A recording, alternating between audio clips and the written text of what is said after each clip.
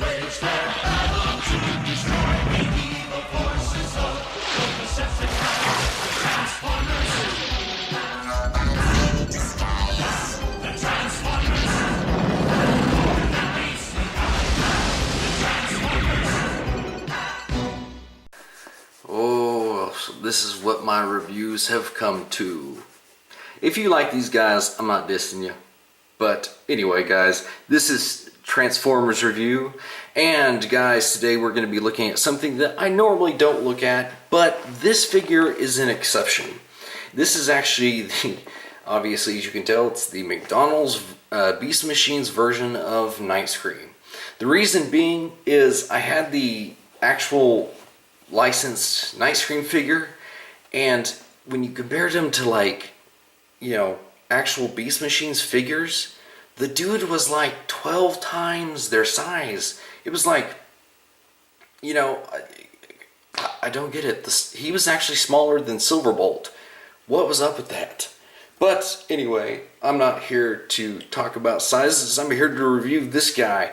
So, like I said, this guy is actually more in scale with all the other Beast Machines figures, and he's actually a little bit better as far as like colors and the way he looks. And that's pretty sad when a McDonald's figure, which they're generally known for being a lot crappier, it's sad whenever that is actually more close to the actual figure, what it should be, as opposed to the actual figure, if you get what I'm saying. But before I just trash Hasbro anymore, let's go ahead and get this guy out of his packaging and look at him in beast mode. So here's old Nightscream himself. And I mean, it's pretty much what you would expect from a McDonald's figure. I mean, basically his robot mode's like hanging out there near his butt. For the most part, he actually, from this angle, you can get away with a convincingly decent bat, more so than the actual figure. Okay, I'm gonna stop ripping it. But I mean, I actually like his beast mode. Now his head, I mean, just from what I remember the Nightscream looked like, it's vague, but it definitely gives off that vibe. And the wings on his legs and stuff, I actually like that they managed to work that into how it actually was on the show with like his beast and robot modes. But I mean, overall, it's not bad. Now, one of the cues that they took from the actual line of the actual licensed figures was having the spark crystal kind of somewhere. And you can see that as far as like detail goes, that's actually a pretty decent representation of the Maximal logo. And like I said, they were in weird places on the actual licensed figures. Like for Silverbolt, for instance, in the top of his Condor head, you can see there's his spark crystal. And since we got these guys right here, we can go ahead and kind of, you can see how they kind of scale with each other. And I mean, that's actually pretty accurate, to be honest. I mean, that's actually pretty good size, especially with Silverbolt. Now, Silverbolt's a little bit on the smaller side. I think he should have been more of like a deluxe class, whereas they made him more of a basic size class back in the day. But again, it does help with a little bit with Nightscream to kind of help put him more in actual perspective. So other than that, guys, let's go ahead and let's see what Nightscream looks like in robot mode.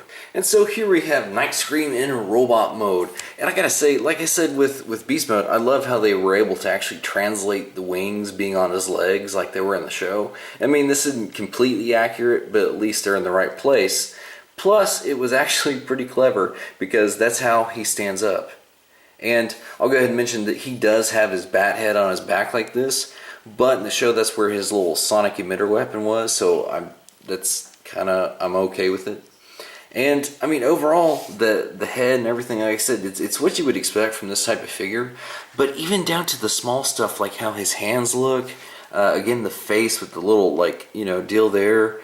And I mean, there's not a whole lot I can go over, but there's little small details all over Nightscream that just put him all over the top. So much so that he is pretty close to how the actual figures were, and he blends in really well, because this was like, the Beast Machines era was like in kind of an avant-garde style. So the fact of that he is pretty close to that and can, you know, I mean, I'm going to put these two on the shelf and they don't look bad next to each other. And that's about accurate size as far as height goes, because Silverbolt was a lot taller than Nightscream. There's not really a whole lot to say about Nightscream. He's very basic, but you know, I really do like him. So other than that, guys, that was the McDonald's version of Beast Machine's Nightscream. And until next time, guys, we'll see you in another review.